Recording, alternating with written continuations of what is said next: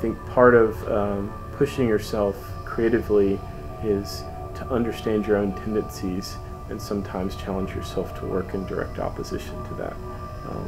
And in my case, if I don't feel like planning for something, I should see that and say, well, what if I did? What if I planned like a really long project that couldn't be realized for a while? How would that change how I make objects and how I do things in the short term? And I think that's the direction I want to go. I think my process is changing, and with this project, I feel like it says a lot of things that I've been trying to say for years, and it also makes me realize that I'm just getting started. I feel like the rest of my past work is all a pretext to what I want to create in the next decade.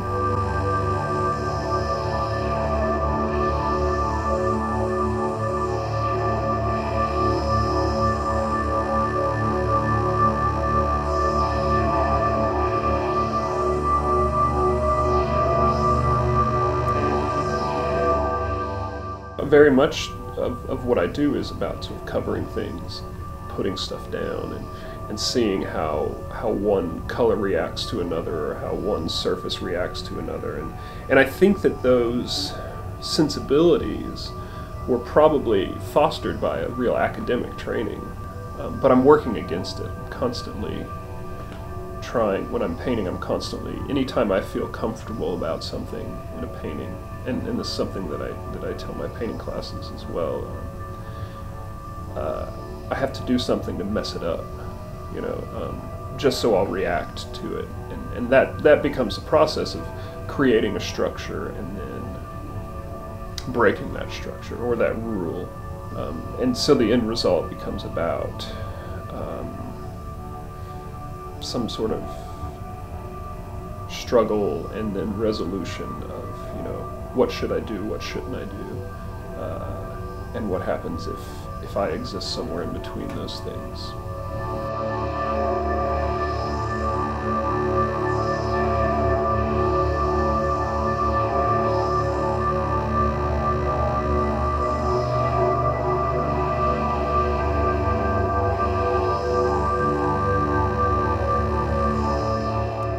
What I really wanted to do is start to alter our perception of landscape, in that if we can shift ourselves out of our normal modes of engagement, because we tend to measure things and have this preconceived notion and process things through this sort of pre-constructed, pre-installed set of notions about where we are and how we engage with it. And if I can make the world seem like, at times, seem like it's moving a little bit faster, a little bit slower, that shifting scales, temporal scales, play with our sense of association between what material and image and even just the physical presence of something is, then I can maybe shift our perspective so when you step outside the gallery, you might just slightly see the world slightly differently. You know, you had just a slight perspective shift. It's the basic idea.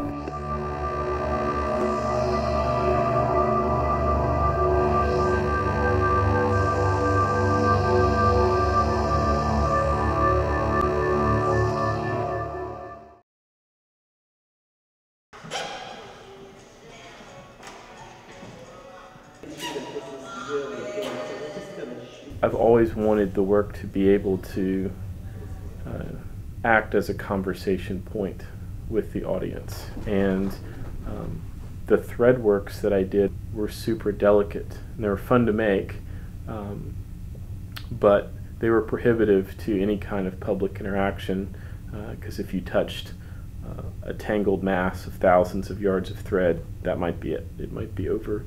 And so plastic units are a way for art to be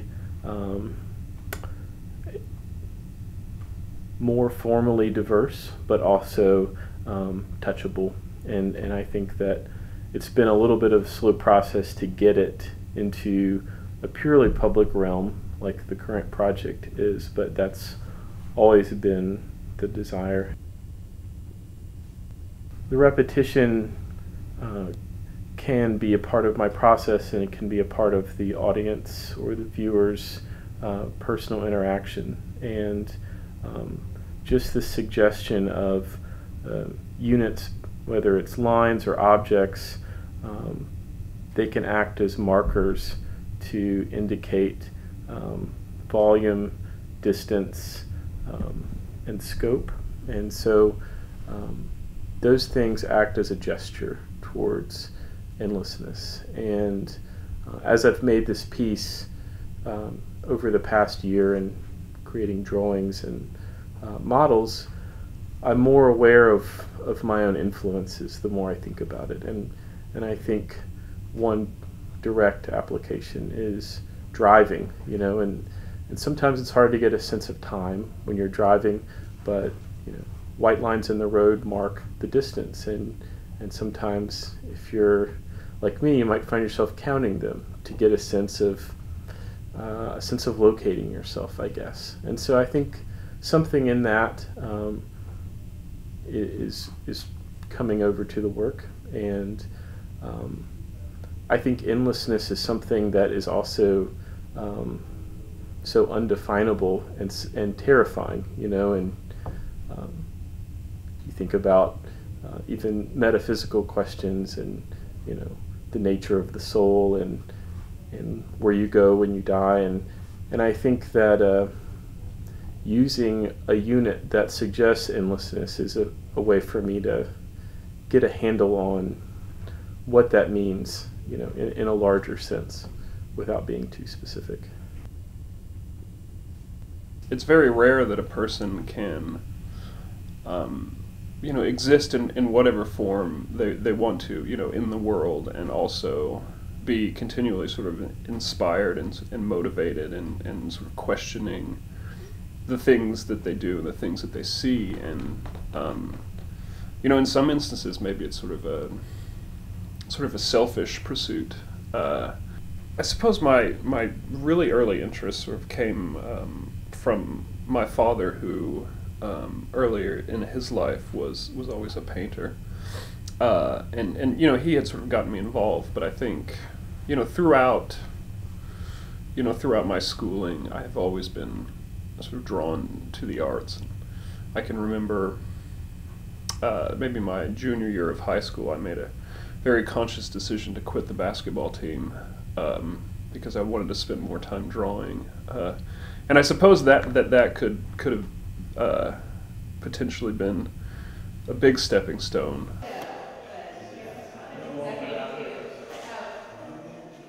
A lot of what I'm doing with this present body of work, you know, when I'm thinking about it, is trying to locate abstraction, or let's just say sort of material experiments in painting in the real world, you know, someplace other than just, you know, something that exists on the canvas. And I find a lot of inspiration in my own work, noticing things that happen around me. And so, for instance, sort of marks that are made by people not trying to make art. Those sort of moments when, you know, marks occur, either utilitarian or otherwise, become really sort of interesting to me, and become sort of fodder for making the painting. So, you know, a lot of the things that I notice, you know, happen in spaces where we're not looking for art to happen, and oftentimes that becomes sort of the urban environment, or that becomes the built environment. You know, what these sort of interventions that man has that you know, create things without attempting to do so. The work that I've been doing has always been based around I think a core set of ideas. And I think that really, ultimately, I'm a landscape artist, which may sound a little bit strange, but it's always been centered on ideas of landscape, but more specifically, perception of landscape, how we interact with it, how it becomes understood within our minds, and how that then becomes manifest in our culture and the way that we engage it. I shifted from wanting to represent specific images and ideas as much, right, that were so specifically referential, right, to say one person's version of, or one group's version of Americanism, right, or some other sort of subset of landscape and human relationships to it. For me, even flying an airplane and looking down and getting a different perspective on the way that we interact, you know, is that sort of perspective shift. It has, in my mind, altruistic, you know, intentions. How they become taken and used, I don't think it's, I can't say for sure. I also don't want to, I have this fear of also being very didactic in what I'm presenting, right? I don't think that's where I want my work to be. And I also don't want to be dogmatic in pushing my version of an ethic, you know, environmental ethic, or the way that I think things should be.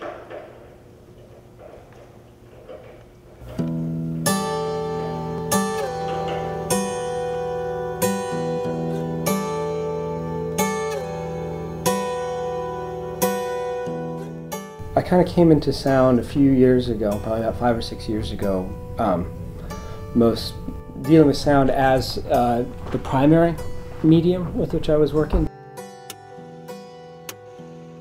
You know, it's invisible sound, but if I can make you feel it, and almost be able to locate where specific sound waves are because of the way they're reacting with the space in which they inhabit, or which they're moving through, and them in relation to one another, then we have this sense of this physical presence that's not tangible in the way that we're used to, but it is sculpture in my mind and not music in that sense.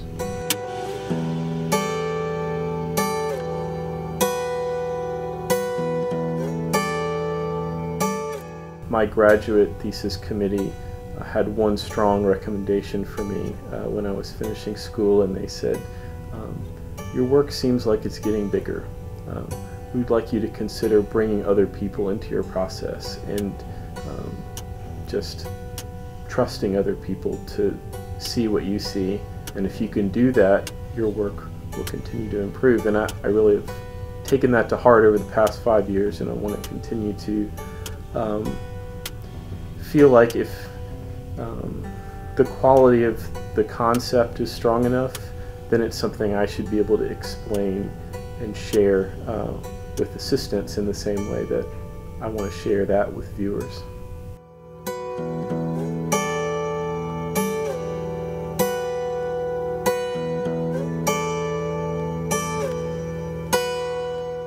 You know, I think it's sustainable is sort of hard for installation. I mean, I don't intend it to continue. You know, it's meant to be sort of fleeting, and it's meant to sort of exist in a space and respond to a space.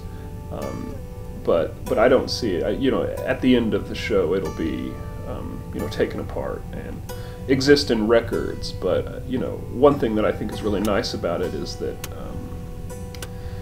you know, that it is fleeting. You know, that it's not around forever, and that it's presented as a response to a situation, and as such doesn't exist as an object in the end.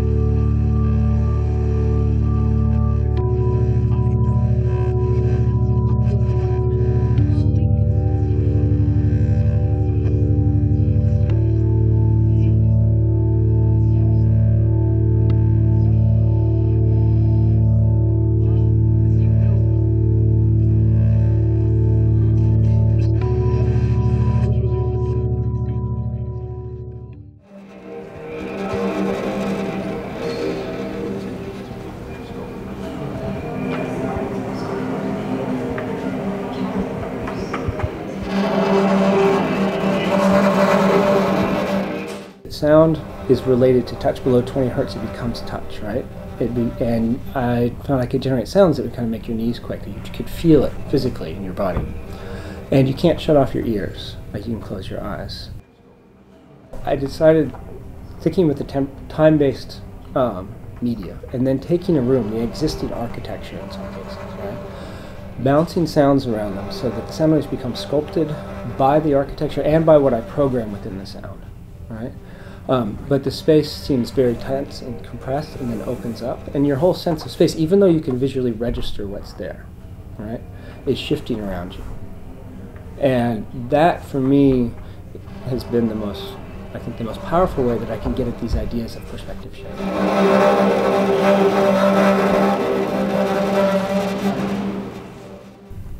Because I work with so much technology, I do so much programming, I work with electronics. One's creative experience, right, has to become this hybrid of like very technical knowledge, of line-by-line based code that has to be written out, and understanding the mathematical equations that affect the production of sound and behavior of sound. And then translating that back somehow into a poetic experience and not an analytic one.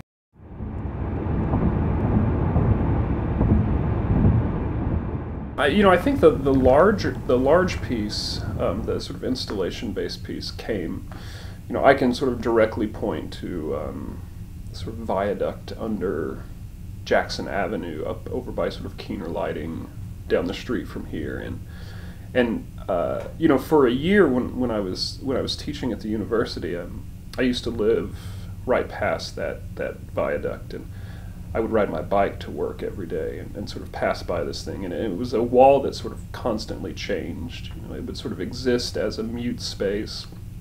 Somebody would tag it. The next day someone would paint over it.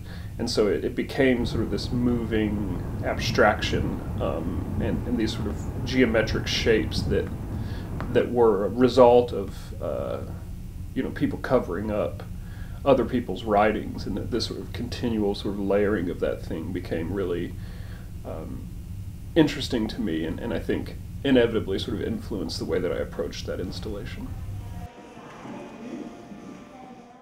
I can only control so much, in terms of how I want the work to be perceived. I can explain the genesis of the idea, and I can point to sort of references that exist in the pieces, but at some point my involvement sort of has to stop, and the piece becomes a combination of my intent and what a viewer brings to it. I think that's some of the beauty of abstraction, non-objective painting, however you want to look at it, is that it leaves space. It leaves space for a viewer to enter the work without me sort of pointing to what it needs to be about. The whole structure will require 12,500 ties, which is more than I've used in the past. I don't think there's anything magic about the number. It's specific to the design of the structure. I enjoy wrapping zip ties around objects. I think there's something very gratifying about the zip sound. It lets you know that work is being done. There's something very gratifying about the sense of control you have with that sequence. You always know what's about to come next, for the most part, and it's fun to create an illusion of control in the art process, since you don't have that in life. And so maybe it's sort of my attempt at escapism. I think people will respond to the craft quality of how it's created, that process. I've had assistants already comment how it's similar to sewing and stitching, and how there are obviously those craft traditions in East Tennessee and in this region. I also think people like experience and tactile experiences. I think it's a very honest, independent, hands-on region, and I think this piece really takes that into account from the start. And so I thought it would be nice for work to be able to be touched, just in this one case. I think it's sort of a rare and wonderful thing that the museum's doing with this show. It's not often that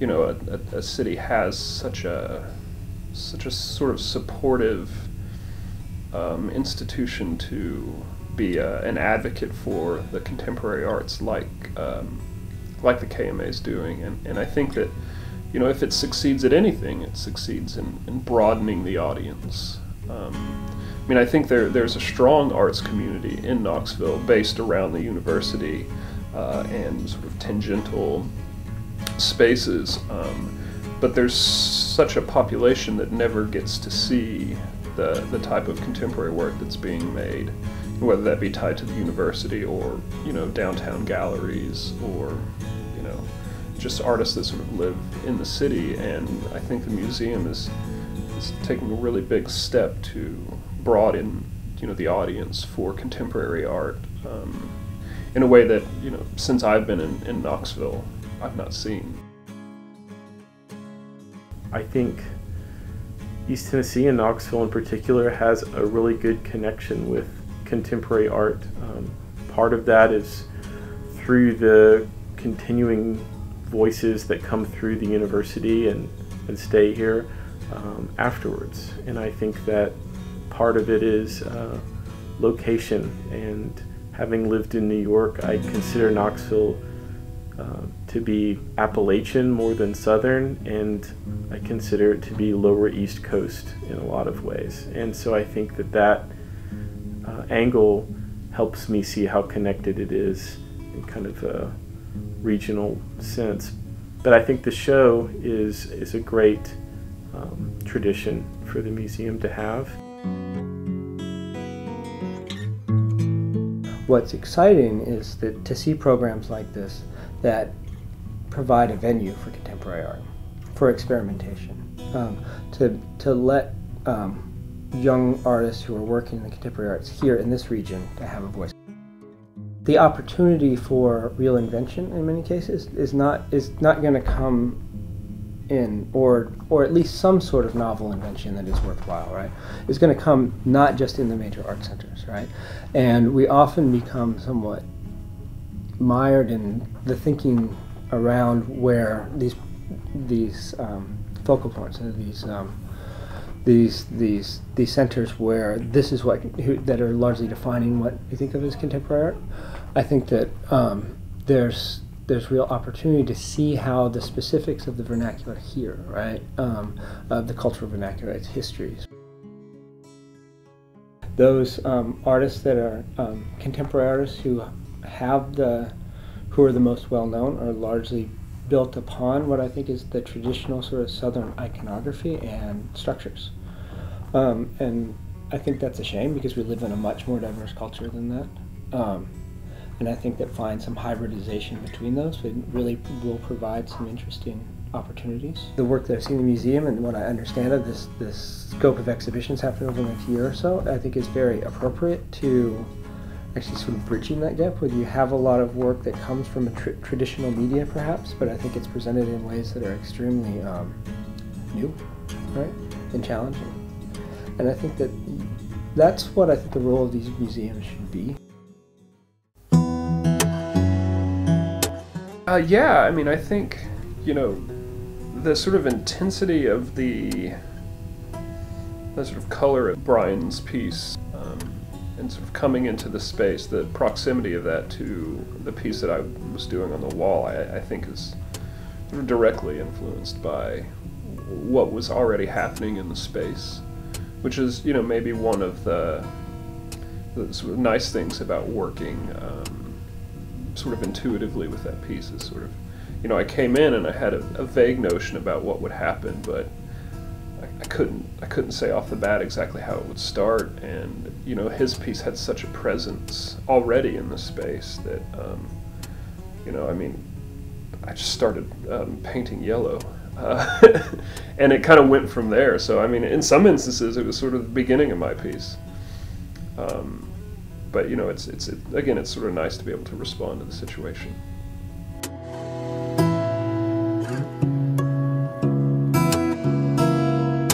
People have expectations, and the range of those expectations is pretty hard to quantify. I know that interactive work is less prevalent in traditional Southeastern museums, but I know it's been done before. Intention and perception can differ widely. I think that's where your sense of observation comes in, your assessment of the site, whether it's indoor or outdoor, the physical, formal characteristics of where the work will exist, the volume of traffic that will be there, the tendency of people in that region and how they normally interact with work.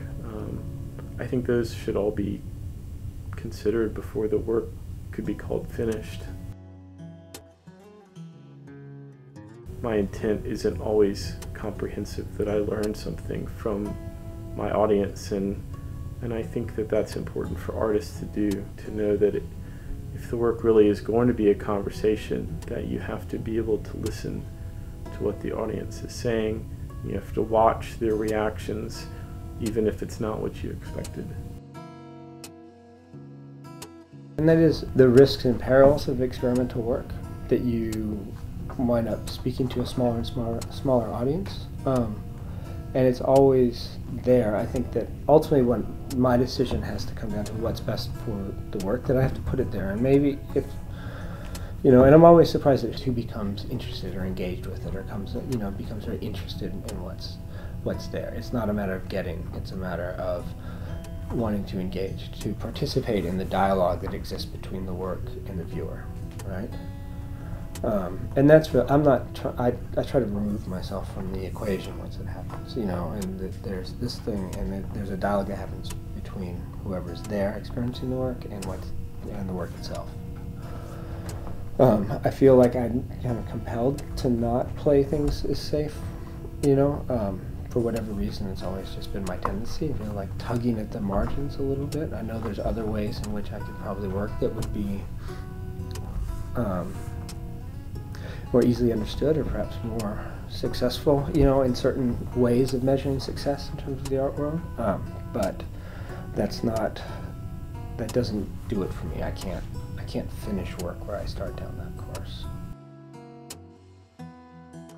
I think that our understanding of everything around us is built on pre-built notions and imagination as much as it is direct experience, right?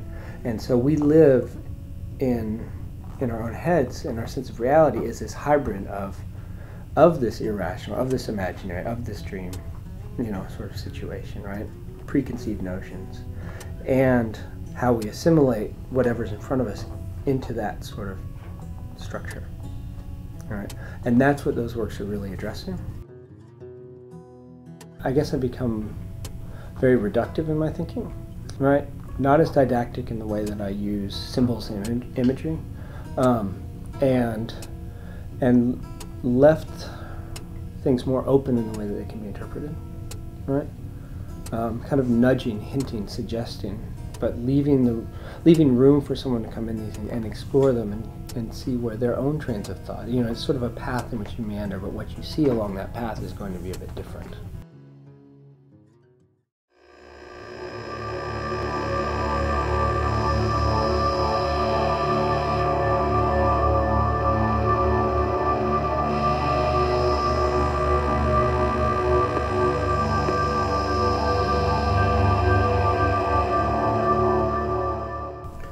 I think the future is more specific to the modular architectural form and less about the zip ties. I feel like this is a project that says everything I want to say with purchased zip ties, and I think that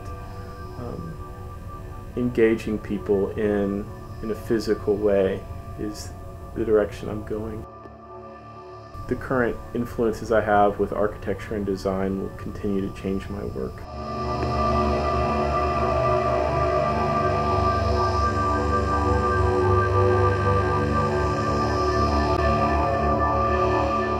maybe, you know, some of the beauty about painting is that I can't really articulate what it is that I see in a painting that makes me say, this is done. But I know it.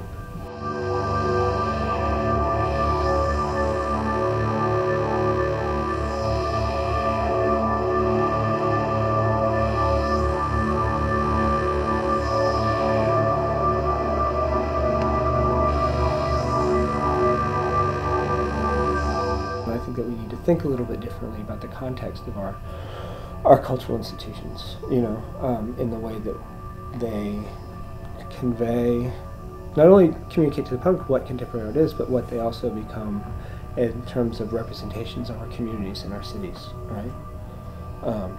And there's a challenge in that, but I think that also provides an opportunity for a stronger cultural voice, a contemporary voice, to grow within places like Knoxville.